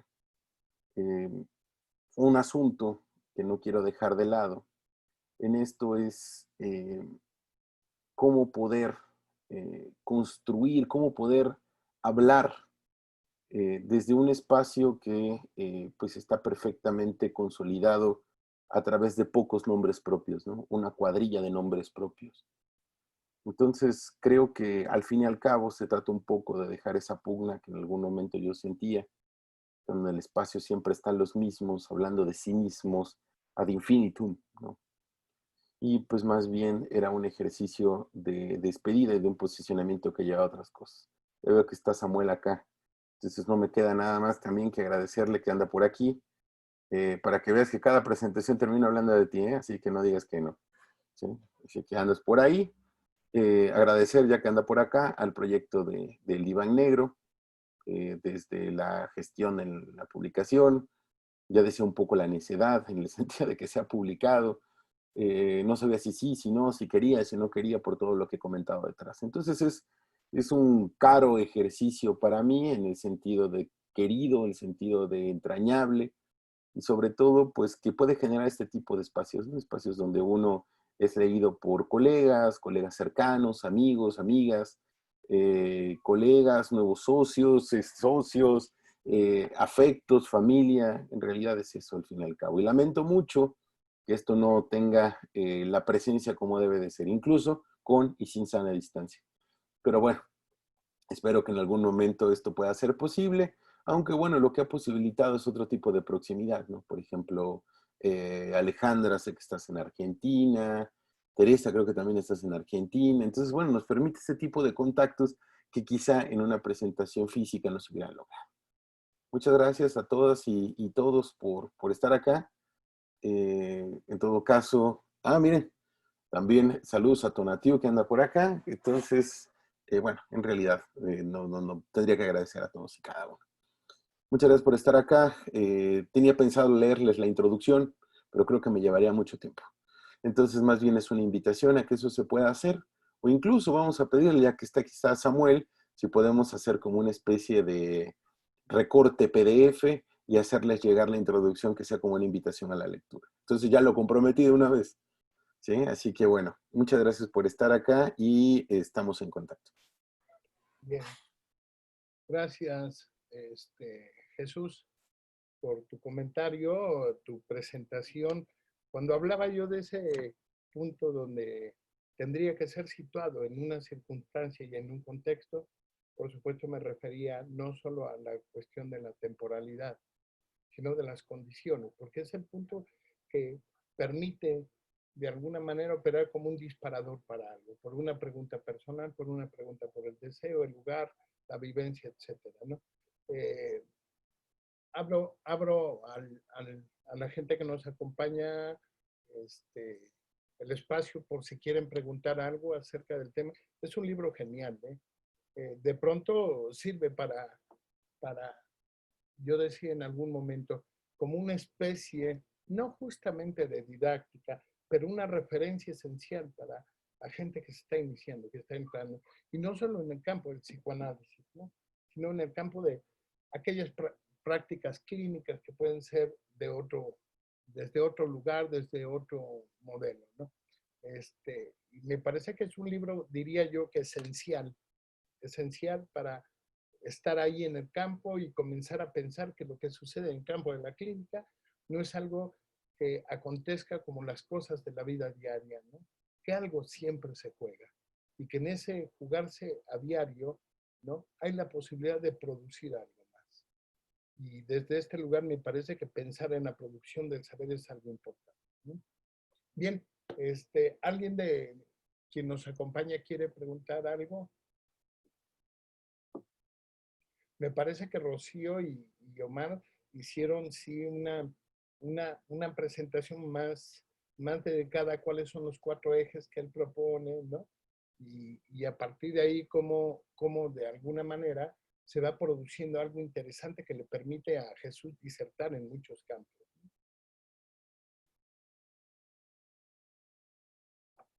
Bien.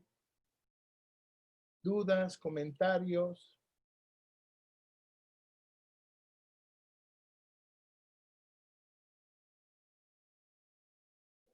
Yo tengo que reconocer una cosa. Siempre me ha parecido llamativo este asunto cuando en las presentaciones se abre como el espacio al público, porque pues así como la idea es de qué podemos hablar, ¿no? Pues estaría bueno como hacerles llegar el libro y ya luego hablar de él, ¿no? Esa sería como una presentación masiva, ¿no? Si no, pues estaríamos hablando de especulaciones en todo caso, ¿no? Por eso decía del carácter festivo de la presentación como tal, ¿no? Pero bueno, pues sí, sé que estamos para hablar de lo que ustedes gusten en realidad.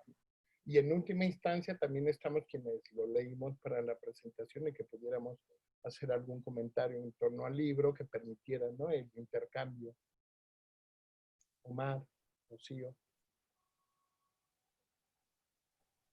Benjamín. Porque comienzas hablando de las palabras y los dejas sin palabras. Se las robaste. Perdón. Sí, bueno, pues agradecerles por sus elocuentes intervenciones y felicitarte mucho, Jesús, por el libro. Siempre es motivo de celebración. Y a los editores, desde luego, todos quienes pues sostuvieron el enorme trabajo que sabemos que un libro implica siempre. Yo tenía la curiosidad de preguntarte por la temporalidad de estos ensayos. Es un trabajo, digamos, de cuánto tiempo atrás el más temprano y más o menos cómo está distribuido en el tiempo el trabajo que estás presentando aquí. Te agradezco la pregunta, Benjamín. Cada vez que agradezco una pregunta me siento así como si fuera Gatell, presentador de subsecretario de Salud de México, para quien no esté familiarizado con el Pero no me personaje. hagas sentir como periodista a mí No, de no, no, no, Gatell. no, es que cada vez que agradezco sí me siento como en ese lugar, no, pero para nada, Benjamín. Mira, en realidad está variado, o sea, no hay una temporalidad, o sea, la manera como pensamos ordenarla fue en 4 ejes que respondieran a una cuestión temática, pero la cuestión temática no está llevado por una temporalidad específica. Un ejemplo, quizá el ensayo de más larga data es uno que comentaba al final Rocío, porque también es parte del orden en el que está casi al final, que es una aplicación, es este estudio que se hizo como resultado de una investigación, el Instituto de Investigaciones Psicológicas de la Universidad Veracruzana, cuando yo era becario, estaba por egresar. ¿Sí? Entonces fue el resultado de esa investigación que llevó a pues, ver cómo vivían en ese momento los niños con sus madres en el Cerezo. Todavía se llamaba Cerezo, ¿no? Esto Cerezo, Ceferezo, Centro de Readaptación Social, etcétera, ¿no? De hecho, no había ninguna normativa al respecto. Ahora ya la hay. De hecho, salió el año pasado, cosa que me enteré y me dio bastante gusto, porque no había algo que normara eso. Una colega, Rocío Hernández, sabe de esas cosas siendo abogada. Pero en ese asunto ha sido un cruce, ¿no? Un cruce, por ejemplo, de otros detalles, ¿no? Eso fue como parte, digamos, de un primer intento de tener voz. De ahí, pues digamos, algunos que acompañaron el proceso de tesis, ¿no? Que termina en esta tesis, que es el factor sujeto, ¿no? En este diálogo que hay con la psicología. Creo que es una escritura más apretada, creo que es, pues todavía un formato académico, un formato de publicación de revista oficial de psicología académica, ¿no? Pero también lo considero que es una seriedad necesaria para cruzar epistémicamente un diálogo con la psicología. Un diálogo que le dé la dignidad epistémica a la psicología, que eso es donde muchas veces nos paramos para defenestrar, ¿no? Muy en el tenor de esos resabios que hubiera dejado psicología, ideología y ciencia, que en realidad dialogaba con la psicología, no la defenestraba de entrada, según, bueno, recuerdo mi lectura.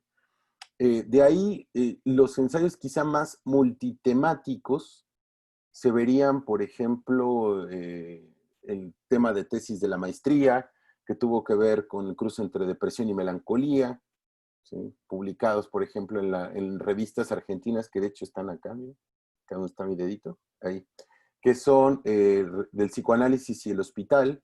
Es una revista muy, muy cercana, yo le agradezco a esa revista, porque gracias a ella me quedé a estudiar en Argentina, me enteré que estaba publicado un texto, que era el texto quizá que me aventaba para tratar de hablar más en un nombre propio, que es el texto sobre teoría queer. Entonces, ahí fue como que la primera vez donde dije, bueno, ya vamos a hablar de lo que yo quiera, ¿no? Porque quiero ver sobre este tema y vamos por ese lado, ¿no? Entonces, enterarme que estaba publicado también hizo que me quedara por allá y que quisiera publicar más en esa revista, que tratara de hablar sobre todo de temas ya cada vez más clínicos. Y eso también creo que devela un poquito de la formación de la que hablaba incluso en un par de tertulias anteriores, en este espacio, cuando mencionaba como también estos resabios formativos de lo que yo percibía en ese momento en México, como formación en términos psicoanalíticos, una formación muy cercana a la filosofía o a otros cambios, o el cruce de campos disciplinarios, y mi contacto con Argentina como que me llevaba más a temas clínicos, temas de interrogación por la depresión, por la melancolía, por la clínica de la psicosis, el llanto de las palabras como una manera de hablar de la diacronía en el psicoanálisis, esas cosas. Creo que más o menos ya se va orientando una cuestión por ese lado, ¿no? De ahí, cada tanto un ejercicio lúdico, como puede ser pensarlo en disciplinas o en momentos o en casos que fueran sintiendo yo poco tratados, ¿no? El campo del VIH, para hablar acerca de dos prácticas muy particulares de subjetividad, por ejemplo, del barebacking, por un lado, como promoción de esa ruleta rusa, y por otro lado, los memory books de los que habla Henning Mankell, ¿no? Entonces, una cuestión de ese tipo, relacionarlo incluso con una subjetividad tasada por un ejercicio musical lúdico, cuando ya se empezaba a invitar, ¿no?, para presentar en algunos eventos. Entonces, habla, creo que como de esa experiencia testimonial formativa, ¿no? Y que al preguntarlo, pues me permites comentarlo, ¿no?, porque no está puesto tal cual, ¿no?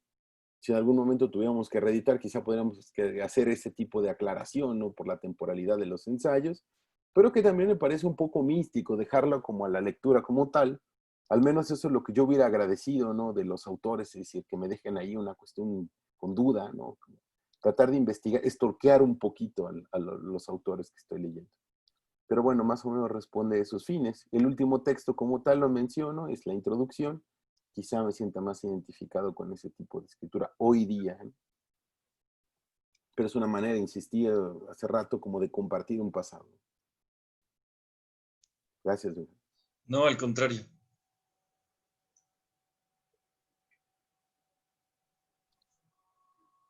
Bien, nos acompaña, como ya citaba Jesús, Samuel Hernández.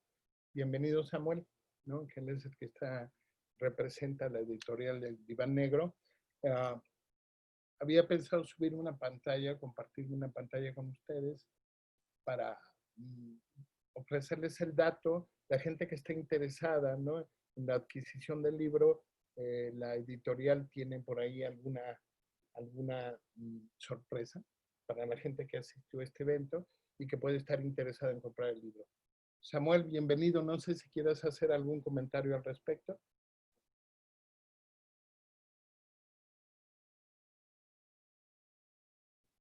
¿O ya se nos fue, Samuel? No, todavía está por aquí.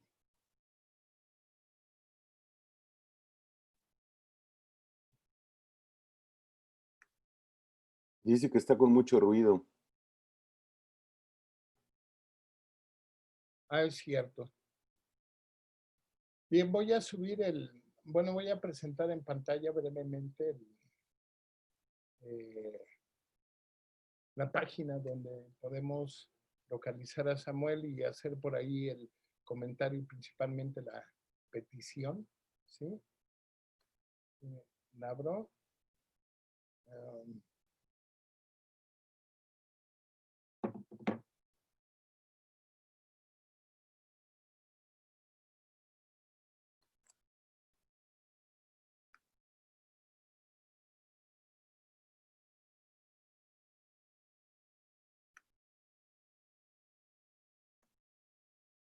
Esa es la página donde podrían localizar a Samuel Hernández. Ahí está su nombre situado en alusión a un libro que hacen. Él es el representante y el director del Diván Negro, editorial y microlibrería. La gente que pudiera estar interesada en el libro, me parece que es un buen libro, de verdad. Pueden escribir ahí o visitar esta página y enviar un mensaje dirigido a Samuel Hernández para que él pueda atender las solicitudes de ustedes, ¿sí? Muy sencillo, solo entramos a Facebook y colocamos en buscar el Diván Negro, editorial y microlibrería, y ahí estamos en condiciones de enviar un mensaje. Del lado derecho, en la parte media, está un área resaltada con azul donde dice enviar mensaje. Y solicitar el contacto pues directo con Samuel, haciendo alusión a que a ustedes les interesa, que escucharon aquí, y les interesa conocer la promoción. ¿Sí? Entonces, no hay gran cosa que hacer en el sentido de tomar muchos datos, solo saber qué es la editorial, el Diván Negro, editorial y microlibrería. Bien. ¿Algún comentario más adicional? Bueno, no, nuevamente que me parece una posibilidad. La posibilidad no está dada en sí, hay que hablarla.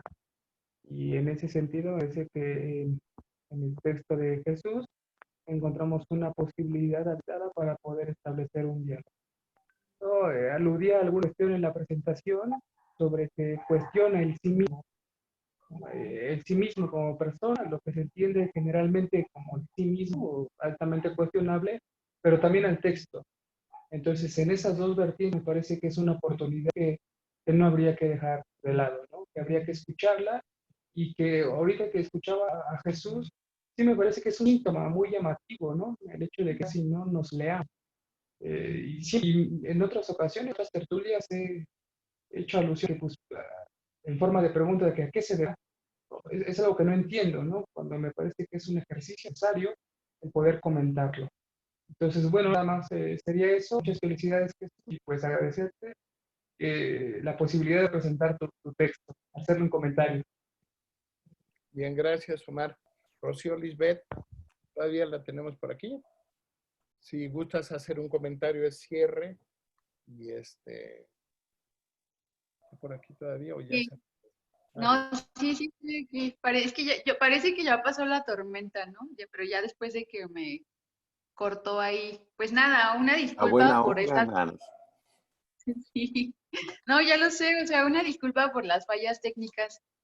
Pero más allá de eso, espero haber logrado transmitir un poquito de lo que a mí me transmitió este libro. Felicitar nuevamente a Jesús. Es un orgullo mexicano. Y pues nada, o sea, lo que ya dije, ¿no? Me parece muy interesante el trabajo que realiza Jesús, no solamente en su libro, sino también en otros planos como los cursos que imparte, el trabajo que realiza en Yoica. Y bueno, siempre es interesante escuchar la otra parte, ¿no? De la historia de un libro, porque nosotros cuando leemos el libro, pues solamente estamos leyendo el contenido que hay en ese libro, pero ya que Jesús nos está contando cómo surgió ese libro y lo que pasó durante la escritura de estos ensayos, ya también para nosotros torna como un poquito diferente la mirada hacia el valor de ese libro que tiene para el autor. Entonces, pues nada más que felicitarte, Jesús. Muchas gracias por invitarme a presentar tu libro. Muchas gracias a las personas que escucharon y nuevamente reiterar mis disculpas por la falla del internet. Y bueno, gracias a Fernando y a Omar por su invitación también. Bien, gracias, Rocío. A mí lo que me resta es algo importante. Yo traté de enfatizar un poco la cuestión de lo que representaba y por qué yo me parecía que debía ser una lectura más por el lado de la diafonía. Me parece que en ese sentido hay un carácter impregnado en lo que tú produces en ese momento, un carácter que tiene una connotación de subversiva. Es decir, transliteras, vas de autor en autor, pero me parece que en el fondo hay una subversión. Hay algo que apunta no solo a presentar, sino a cuestionar. Me parece que esa parte del cuestionamiento, que le da ese carácter de subversivo, pero que además está inmiscuida bajo una perspectiva de un discurso muy particularmente un poco literario. Yo lo veo más poético, pero es un discurso muy suave en el que pretende centrar. Me parece que es lo que da cuenta de ese contexto del que hablaba y por eso lo citaba, ¿no? Sin embargo, es un libro que hoy podría ser leído bajo la condición de la topología y que tú mismo podrías leerlo bajo esa condición y que desde ahí podrías pensar en producir algo más. Me parece que ese libro es una promesa en tanto que abre un campo importantísimo, un campo que habla también de una realidad y yo diría, hace poco estaba escuchando una conferencia de una persona que admiro y hablaba de que justamente lo que se produce en América en el campo del psicoanálisis es algo que podría tener algunos límites, sobre todo límites porque no tiene un espacio de apertura en Europa. Y me parece que en México hay psicoanalistas con muchos elementos para producir y que ese es el punto donde yo digo, habría que escuchar esa diafonía y que te permita ir más allá, ¿no? Es un libro desde ese lugar que yo diría solo es una promesa para dar cuenta del otro Jesús ahora, ¿no?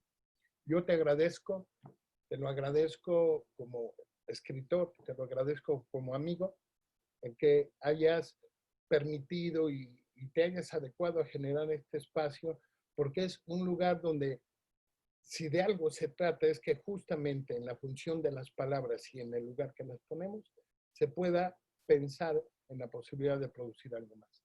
Jesús, mi reconocimiento. Fue muy largo tu libro, pero muy interesante. Yo te agradezco, me hizo preguntarme por cosas que quedan olvidadas de alguna manera, ¿no? Pero sí, es un libro de reflexión mucho mejor que la Biblia, ¿eh? Te lo agradezco y en algún momento yo decía, constituye también así como una guía y no pensarlo como en una didáctica, una propuesta que marque las directrices para la gente que está incursionando en el campo de la química. Felicidades, Jesús. Es un libro que no tiene mucho tiempo, pero me parece que en pocos meses, casi un año de distancia, tú puedes producir algo más que ahora te coloque en otro lugar, pero con relación a polifonía. Es ahí como no dejar de lado, no es algo que tenga que ver con una historia, ¿no? Como alguna persona cuyo nombre no quiero decir, que después de escribir su texto decía, desconozco mi posición en ese texto. Yo creo que lo que se ha producido en ti es justamente la condición de madurez de un analista y que ha sido más y más allá. Yo te felicito y gracias por haber estado aquí. Les agradezco también a todos los que están aquí. De verdad, les envío un sensato abrazo y una felicitación. La próxima semana vamos a estar trabajando. ¿Me permites una cosa, Fer?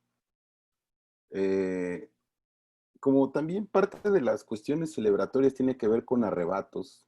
Yo me imagino en una presentación del libro un poco arrebatada, ¿no? Calor de unas copas o de una cerveza, quizá. Quizá en ese momento me hubiera animado a decir, pues sí, les voy a leer una parte de la introducción. Entonces, si me regalan 10 minutos de su tiempo, les leeré una versión acotada de la introducción. Y pues ya, estamos en esta parte, ¿no? Adelante, por favor. Entonces, para cerrar, detrás de una mirada nunca habita la orfandad. No se está solo gracias al lenguaje, y la originalidad de las ideas siempre encuentra una decidida interrogación que nos acompaña. La modernidad mostró lo ilusorio de las tradiciones, tocó los cuerpos convirtiéndolos en sistemas, sentenció las almas y centró todo bajo la égida de la ascética mente. Fuimos invitados a la crítica y al final todos los monumentos construidos fueron acechados por el germen de la trascendencia posmoderna.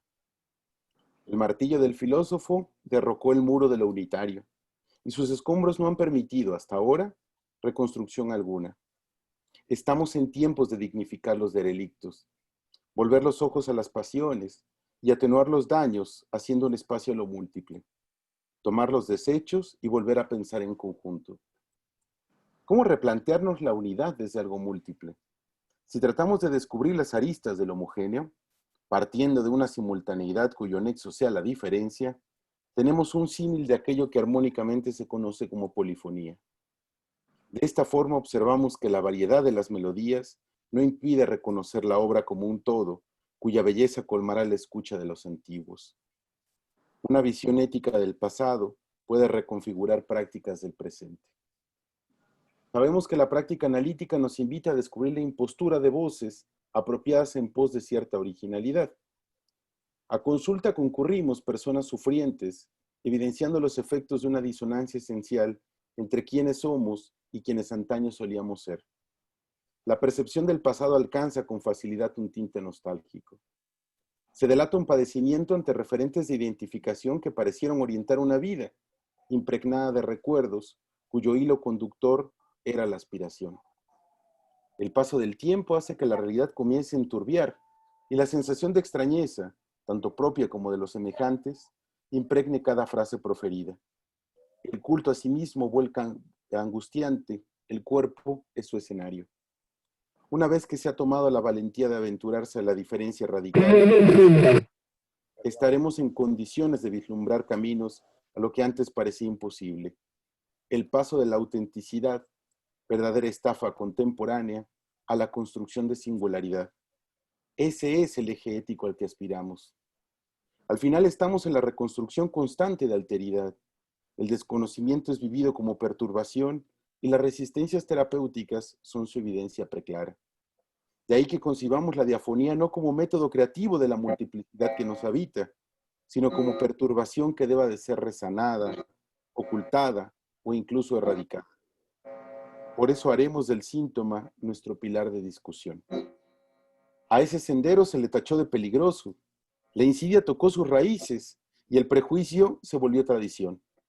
Ahora el psicoanálisis sería una práctica de la estafa, del engaño, de la burla científica carente de legitimación. Esa experiencia que retomara el mesmerismo, la hipnosis, la catarsis, las pasiones que se tornan sexuales, la infancia, verdadero usufructo de la psiquiatría clásica del siglo XIX, y sobre todo del inconsciente como territorio de la sinrazón. Desde la superficie, todas estas invectivas parecieran tener coherencia. Frente a la voz única de la moral dominante, solo tenemos la respuesta maniquea. A sus ojos, la propuesta freudiana es una suerte de hijo bastardo de la neurología. De ahí el exhorto a acompañar estos textos en pos de descubrir una ruta epistemológica propia de la clínica psicoanalítica. Antes de culminar con esta presentación, debe mencionarse que el lector tiene en sus manos esta invitación al debate que está dado durante una estancia en Buenos Aires, con la intención de confrontar la soledad de una práctica tan compleja como leer la experiencia de sentirse extranjero de sí. Mismo efecto propuesto por la clínica en cualquiera de sus modalidades, institucional, grupal o individual, incluso desde el mismo diván. Durante esta época se cruzaron una innumerable cantidad de acontecimientos que conmovieron la visión plasmada en cada texto. No obstante, se conservó su intencionalidad y voz al momento de ser publicados. La esencia cambiante de estos es algo que considero debe de respetarse como un ejercicio de honestidad. La polifonía también se despliega en el tiempo. Ahora, en momentos donde la opinión es una práctica generalizada, la escritura debe dignificarse en los gremios académicos y aquellos que se aproximan al psicoanálisis. Muchas veces nos encontramos con publicaciones armadas en torno a transcripciones de cursos, conferencias o ponencias, atravesando el paso de una grabación a la conformación de un texto tamizado por editores. No debemos soslayar la amplia variedad de trayectorias formadas por este procedimiento. Bajo este panorama está el paradójico riesgo de hacer lo que un libro promete al ser publicado: estar escrito para ser abordado por un lector, no para engrosar un ego o una actividad curricular. Se busca el encuentro y la intimidad de unas letras como sentido de una práctica nunca acabada, pues sabemos que en ellas siempre hay algo de interminable. Así, acusado el recibo de participación, le invito a formar parte de esta propuesta para que haga de la perturbación un sentido armónico, convirtiendo las polifonías en cantos a la disidencia. Muchas gracias. Creo que esa parte, ¿no? Tu estilo es muy peculiar, lo poético. Genial. ¿Querías comentar algo, Lisbeth? Sí, que era el momento de los aplausos. Bien, si no hay ningún otro comentario, duda, yo les agradezco su participación. La semana próxima estaremos trabajando un tema también genial. Ya está articulado, es lo femenino en psicoanálisis. Nos va a acompañar Alejandra Gómez y vamos a estar abordando el tema que me parece que sería pues algo atractivo y además importante que estuvieran. Les agradezco a todos su presencia y nuevamente me despido de ti felicitándote, Jesús, y de nuestros acompañantes en general. Nuevamente gracias y nos vemos el próximo viernes. Hasta la próxima. Muchas gracias. Hasta la próxima. Chau, chau. Chao. Chao.